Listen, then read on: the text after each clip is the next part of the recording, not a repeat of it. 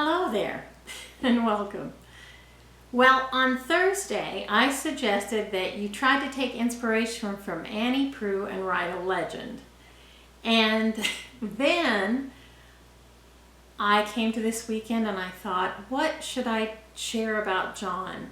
And it came to me that I could combine those two things. I could make John's favorite cake, which is Mother's legendary Bourbon Pecan cake. It is wild. It is a cake that requires a lot of product, a lot of strength, and a lot of patience because it bakes at a very low temperature, so it takes hours to bake. And the other thing it does is it's not even done when it's finished baking. You have to wrap it in bourbon-soaked cheesecloth and aluminum foil and put it in the refrigerator until Christmas, which is stunning.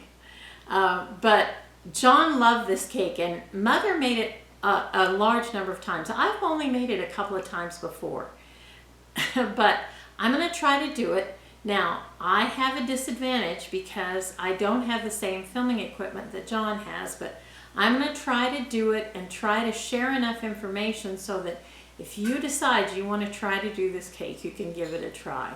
But once you see the ingredients, once you see it all put together, you'll understand why I consider it legendary. So, here we go. I hope you like it. So, the mise en place here. Mise en place, that's a French term for having everything ready to go. It's all in place and ready to go into the bowl. It's, the dish is big.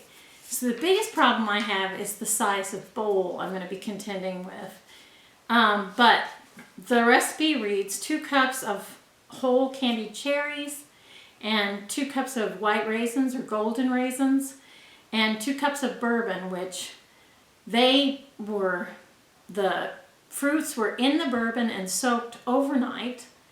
And then I drained the fruits and reserved the drained bourbon so it can go into the batter of the cake.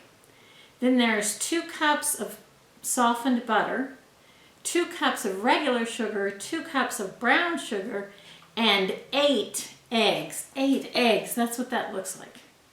They have to be separated, okay?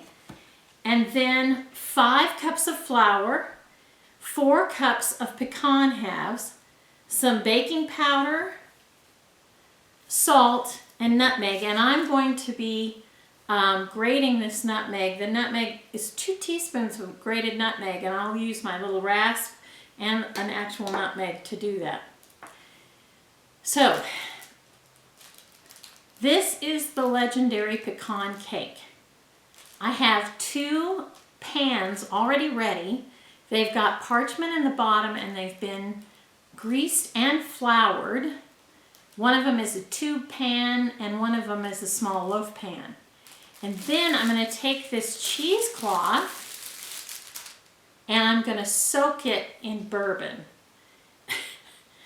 So part of the reason this recipe is so legendary is because it's this big. I mean, I'm not even sure the bowl that I have is going to be big enough to handle it, but we're going to do our best.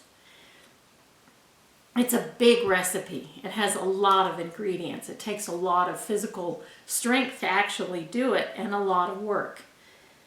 So that's part of what makes it interesting. The other part is when I soak this in bourbon, after the cake is baked, I will wrap the baked cake in the bourbon-soaked cheesecloth and then in aluminum foil. And then the cake has to wait while it absorbs that bourbon into it. So there's another reason to do it for John, because John was a big fan of bourbon. But of course, part of the legend of this cake was my oldest brothers, when they were kids, thought they might be able to get drunk eating this cake. It does use a lot of bourbon. It uses 2 cups of bourbon in the batter, plus the bourbon to soak the cheesecloth. So I have other recipes that use strong liquids, potent potables, as they say on Jeopardy, but they don't use anywhere near this much liquor. Now, usually when I used to make this dish, well, I've only made it a couple of times before, but when Mother made it, she used cheap bourbon, you know, like low-end bourbon. But I'm actually using a bourbon that my brother would find highly drinkable and delicious, and that's part of the fun too. So, here we go.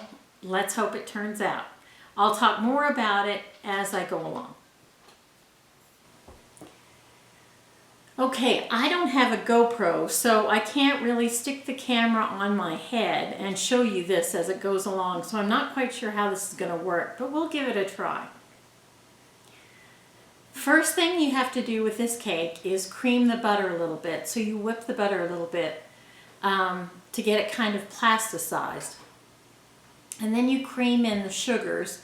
The white and the brown sugar get creamed in. And then you beat in the egg yolks. And that makes a sort of a stiff batter. Then you're going to alternately add the flour mixture, which is flour and baking powder and salt and nutmeg, with the strained bourbon that soaked the fruits, the cherries and the raisins. So you alternately dry, wet, dry, wet, dry. Mix those in. And then the batter will be looser from the liquid. Then you're going to do the thing where you fold in softly whipped egg whites. In other words, you whip the egg whites to soft peaks, and you're going to lighten the batter with those egg whites. And so what I do is I take a third of the egg whites after they're whipped and stir those in to lighten the batter a little bit, and then I fold in the rest of the egg whites, which you're gentle that way. You gently cut the whipped egg whites into the batter, and it lightens the batter. It makes it a little creamier, a little more full, a little bit lighter. Then comes the really challenging part.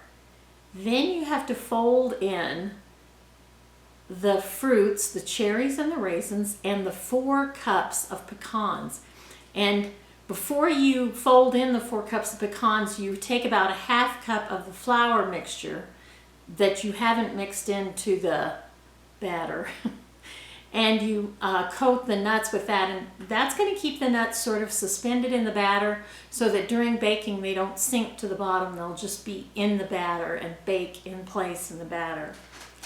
So I toasted my nuts because I think that's tastier, and I folded them into the batter as well. Then you're going to divide that batter between the small loaf pan and the big tube pan, and then you're going to bake at 275 degrees Fahrenheit, which is low, which means it's going to take longer.